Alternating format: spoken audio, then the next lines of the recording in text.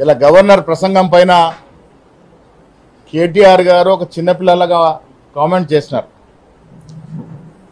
ఇన్నేళ్ళు ఎమ్మెల్యేగా ఉన్న కేటీఆర్ గారికి గవర్నర్ గారు ప్రసంగం ఏ రకంగా ఉంటుంది, ఎన్నేళ్ళుగా ఎన్ని గవర్నర్ ప్రసంగాలు వారు విన్నారు, విని కూడా ఇంత విజ్ఞత జ్ఞానం లేకుండా గవర్నర్ ఏదో కాంగ్రెస్ కార్యకర్త ఉద్దేశించి మాట్లాడినట్టుగా వ్యంగ్యంగా మాట్లాడుతూ గవర్నర్ యొక్క ప్రతిష్టని భంగం కలిగే విధంగా మాట్లాడడం అనేది చాలా శోచనీయం.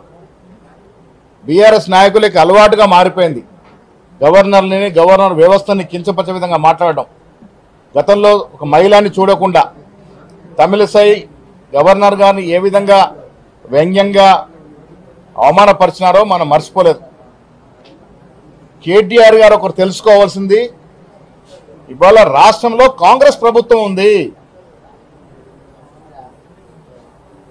కాంగ్రెస్ ఎన్నికలకు ముందు మేనిఫెస్టోలో పెట్టినటువంటి అంశాలని మీ తండ్రి కొడుకులు ఈ రాష్ట్రాన్ని దివాలా తీసి 7.5 లక్షల కోట్ల అప్పులో కూర్చోబెట్టి పోయినా కూడా ఒక్కటొక్కటి గాడిలో పెడుతూ ఎన్నికలకు ముందు మేము వరంగల్ డిక్లరేషన్ కానీ కామారెడ్డి డిక్లరేషన్ కానీ ఇచ్చిన అంశాలని ఒక్కటొకటిగా పూర్తిస్తూ ముందుకు పోతున్నటువంటి సందర్భాన్నే వీళ్ళ గవర్నర్ గారు ప్రసంగంలో మాట్లాడడం జరిగింది. మీకు తెలియదా గవర్నర్ ప్రసంగం క్యాబినెట్ ఆమోదం పొందిన తర్వాత వారు మాట్లాడతారనే మాట తెలియకుండా మీరు అవివేకంగా మాట్లాడుతూ ఉన్నారా? గవర్నర్ మాట్లాడే అంశాలన్నీ కూడా ఇవాళ ఈ రాష్ట్రం ఉన్నట్టు కాంగ్రెస్ పార్టీ, కాంగ్రెస్ ముఖ్యమంత్రి, కాంగ్రెస్ మంత్రివర్గం చేస్తున్నటువంటి పలు ప్రజా సంక్షేమ అభివృద్ధి కార్యక్రమాల మీద గవర్నర్ గారు మాట్లాడడం జరిగింది. మీరు 10 ఏళ్ళు ఏమి చేయలేకపోయినారు, సంవత్సర కాలంలో చేస్తూ ఉంటే ఓర్చుకోలేనటువంటి పరిస్థితి మీది. ఇలా ఉద్యోగాలు మీరు 10 ఏళ్లలో 50,000 ఉద్యోగాలు ఇవ్వలేకపోయినారు. మేము 9 మాసాల్లో 56,000 ఉద్యోగాలు ఇచ్చిన మాట ఇలా గవర్నర్ గారు ప్రసంగంలో చెప్పడం జరిగింది.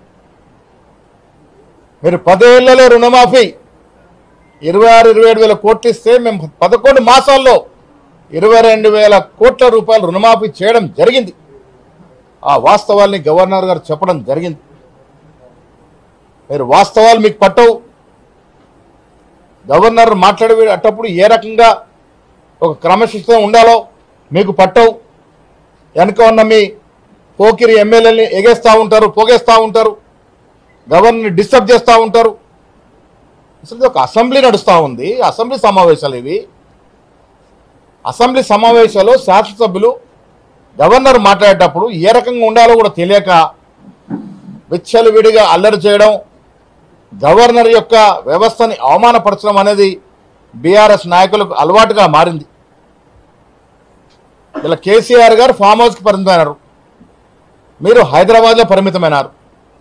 కేటీఆర్ గారు మీరు రాష్ట్రంలో తిరిగి కింది స్థాయిలో పర్యటిస్తే కాంగ్రెస్ అభివృద్ధి కానీ సంక్షేమం కానీ మీకు తెలుస్తుంది. మీరు పర్యటనలు చేయకుండా హైదరాబాద్లో కూర్చొని ఇష్టారీతిగా కాంగ్రెస్ పార్టీ గురించి మాట్లాడుతూ ఉన్నారు. ఈ రాష్ట్రంలో జరుగుతున్న అభివృద్ధి, ఈ రాష్ట్రంలో కాంగ్రెస్ పార్టీ ఇస్తున్న సంక్షేమం, రైతులకు ఇస్తున్న సంక్షేమం, విద్యా వైద్యం పట్ల మేము అనుసరిస్తున్న వ్యూహం, ఎడ్యుకేషన్ పరంగా ఇంటిగ్రేటెడ్ స్కూల్ తీసుకొచ్చినటువంటి వైనం, స్కిల్ యూనివర్సిటీ పెట్టినటువంటి వైనం, స్పోర్ట్స్ యూనివర్సిటీ తీసుకొచ్చినటువంటి చరిత్ర ఈ దేశంలో ఎక్కడా లేని విధంగా ఈ రాష్ట్రంలో రకరకాలుగా అభివృద్ధి జరుగుతూ ఉంటే ఓర్చుకెళ్ళని మీరు, ఆనాడు చేయలేని మీరు ఇవాళ గవర్నర్ ప్రసంగంపై వ్యంగ్యంగా మాట్లాడడం అనేది మీ రాజకీయ దిగజారుతనానికి నిదర్శనంగా చెప్పక తప్పదు. వాస్తవాలకు వెళ్తే మరి గవర్నర్ గారి ప్రసంగంలో చెప్పినటువంటి పలు అంశాలన్నీ కూడా ఈ రాష్ట్ర ప్రజల యొక్క శ్రేయస్సు కోసం జరుగుతున్నటువంటి అభివృద్ధి కార్యక్రమాలు, ఈ రాష్ట్రంలో ఉన్నటువంటి బీద ప్రజానికం కోసం జరుగుతున్నటువంటి సంక్షేమ కార్యక్రమాలు. ఒక్క రేషన్ కార్డు ఇచ్చిన పాపాన పోయినారా మీరు? 10 ఏళ్లలో బీదవాడికి ఒక రేషన్ కార్డు ఇచ్చిన పాపాన పోలే. ఇలా అడిగిన ప్రతి గరీబోడికి మేము రేషన్ కార్డు ఇస్తా ఉన్నాం. ఒక్క డబుల్ బెడ్రూమ్ ఇచ్చిన పాపాన పోలే మీరు 10 ఏళ్లలో. ఇలా పేదలు అర్హులైన వారికి ప్రతి వారికి ఇందిరమ్మ ఇల్లు ఇస్తున్నటువంటి వైనం ఇవన్నీ కూడా మీ కడుపు మంటతో అసెంబ్లీ బయటకు వచ్చి మాట్లాడినట్టు తీరు మేము గర్హిస్తూ ఉన్నాం. దేశ చరిత్రలో చరిత్రాత్మక నిర్ణయాలు, కుల సర్వే కానీ, ఎస్సీ కేటగరైజేషన్ కానీ, 10 ఏళ్ళలో మీరు బీసీలకు ఏమేలుగా పెట్టారు? ఒక్క డిపార్ట్మెంట్కి ₹1 ఇచ్చిన పాపాన పోయినారా? సకల కుటుంబ సర్వే చేసి మీకు నిజంగా అలాంటి చిత్తశుద్ధి ఉండుంటే ఎందుకు దాన్ని టేబుల్ చేయలేకపోయినారు?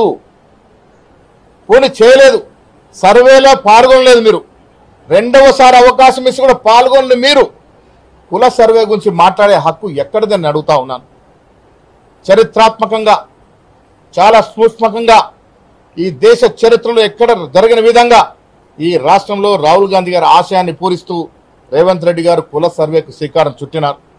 ఈ రాష్ట్రంలో 56% బీసీలు ఉన్నారని ఒక అఫీషియల్ డాక్యుమెంట్ ఇవ్వగలిగినటువంటి ఘనత ఇలా కాంగ్రెస్ పార్టీకి చెందింది. మీకు చాతకాలే, మీరు చేయలేకపోయినారు, మీరు అభివృద్ధి చేయలేకపోయినారు, సంక్షేమం ఇవ్వలేకపోయినారు. ఇవాళ మీరు మాట్లాడుతూ ఉన్నారు, అవినీతి గురించి మాట్లాడుతూ ఉన్నారు. రాష్ట్ర ప్రజలకు తెలియదా? కాళేశ్వరం కానీ, మేడిగడ్డ కానీ మీకు లక్షల కోట్లు దోసిపెట్టిదన్న విషయం ప్రజలకి తెలుసు. ఈనాడు మీరు అంటగాగుతున్న బీజేపీ నాయకులు, నడ్డా గారు ఆనాడు రాష్ట్రానికి వచ్చి కాళేశ్వరం ప్రాజెక్టు కేసీఆర్ కుటుంబానికి ఒక ఏటీఎం లాగా మారిందని అన్న మాటలు మీరు మర్చిపోయినారా? ఇలా లోపాయకర ఒప్పందంలోకి వచ్చినారు. పార్లమెంట్ ఎన్నికల్లో కలిసి పోటీ చేసినారు, మొన్న జరిగిన ఎమ్మెల్సీ ఎన్నికల్లో కలిసి పోటీ చేసినారు. లోపాయకర చీకటి సంసారం చేస్తూ ఉన్నారు మీరు. ఇవాళ మీరు అవినీతి గురించి మాట్లాడితే దయ్యాలు వేదాలు వలిచినట్టుగా ఉంటుంది. ఈ రాష్ట్ర సంపదని కేసీఆర్ కుటుంబం ఏ రకంగా కుల్లగొట్టిందో ప్రజలు తెలుసుకునే మీకు ఇంటికి పంపినారు. మీ కర్రీ వాత పెట్టినా కేటీఆర్ గారికి మాత్రం ఎక్కడ అహంకారం తగ్గినట్టు కనబట్లే. అదే అహంకార ధోరణితో వ్యవహరిస్తూ ఉన్నారు. అహంకారం నిండింది కాబట్టే గవర్నర్ని విమర్శిస్తూ ఉన్నారు, గవర్నర్ వ్యవస్థను కించపరుస్తూ ఉన్నారు. అహంకారం నిండుగా ఉంది కాబట్టే స్థాయిల గురించి మాట్లాడుతూ ఉన్నారు. స్థాయి అనేది ప్రజలు ఎన్నుకొని ఇచ్చినటువంటి అంశం. స్టేచర్ అనేది నీకు ఏం స్టేచర్ ఉంది? ఏం స్థాయి ఉంది నీకు? ఈ రాష్ట్రాన్ని మందులో దిగబెట్టినటువంటి ఘనత మీ 10 ఏళ్ల పాలన. మత్తు పదార్థాలకి లోను చేసినటువంటి ఘనత, యువతని ఆ తప్పుదోర పట్టించిన ఘనత నీ ప్రభుత్వానికి. ఇలా దుబాయ్లో చనిపోయినటువంటి వ్యక్తి నీకు సన్నిహితుడు కాడా? మీ బావమరిదికి పార్ట్నర్ కాడా? ఎందుకు చనిపోయినారు? ఏ రకంగా చనిపోయినారు? ఇలా ప్రజలు తెలుసుకోవాల్సిన అవసరం ఉన్నది.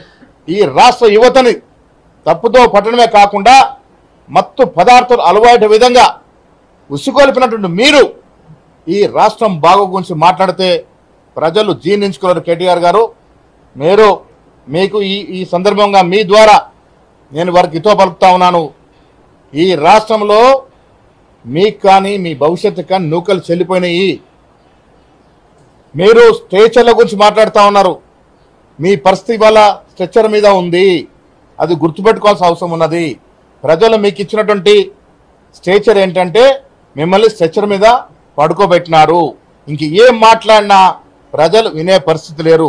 ఈ రాష్ట్రంలో ప్రజలతో ఎన్నుకోబడినటువంటి కాంగ్రెస్ ప్రభుత్వము ఎన్నికలకు ముందు ఇచ్చిన హామీలు మీరు 7.5 లక్షల కోట్లు మాకు అప్పిచ్చిపోయినా దాన్ని గాడిలో పెడుతూ ఒక్కొక్కటిగా అన్ని అంశాలని పూరిస్తున్న సందర్భంలో ప్రజలు అర్థం చేసుకోవాల్సిన అవసరం ఉన్నది. కేటీఆర్ గారు అసెంబ్లీ లోపట కానీ బయట కానీ వ్యవహరిస్తున్న తీరు, అహంకార ధోరణి ప్రజలు ఇముడ్చుకోలేకపోతా ఉన్నారు. ఇంకా అహంకారం తగ్గలేదనే మాట కూడా ప్రజలు అర్థం చేసుకోవాలి. ఇలా చాలా రోజుల తర్వాత కేసీఆర్ గారు అసెంబ్లీకి వచ్చారు, స్వాగతిస్తూ ఉన్నాం. మేము కానీ రేవంత్ రెడ్డి గారిని కాంగ్రెస్ నాయకులు కానీ కోరుకునేది ఈ దేశంలో, ఈ రాష్ట్రంలో సమర్థవంతమైనటువంటి ప్రతిపక్షం ఉండాలని. ప్రతిపక్షం ఉండాలి ప్రజాస్వామ్యంలో కోరుకునే వ్యక్తులం మేము. ప్రతిపక్ష హోదా ఇస్తే మీరు ఫామ్ హౌస్కి పరిమితమైనారు కాబట్టి సంతోషం ఇవ్వాలని వచ్చినారు. ఇక ముందు కూడా రండి, మీ అనుభవాన్ని పంచుకోండి. మీరు 10 ఏళ్ళు ముఖ్యమంత్రిగా చేసినారు కదా, మీ అనుభవాన్ని పంచుకోవాల్సిందిగా మేము కేసీఆర్ గారికి విజ్ఞప్తి కూడా చేస్తూ ఉన్నాం.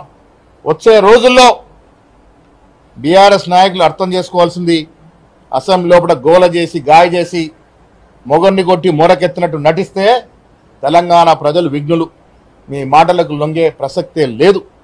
ఈ దేశ చరిత్రలో అత్యంత తక్కువ సమయంలో అత్యంత ప్రజాధనాన్ని దోపిడీ చేసిన కుటుంబంగా కేసీఆర్ కుటుంబం నామోదయ్యింది. ఇది ఎవ్వరూ కాదనలేరు.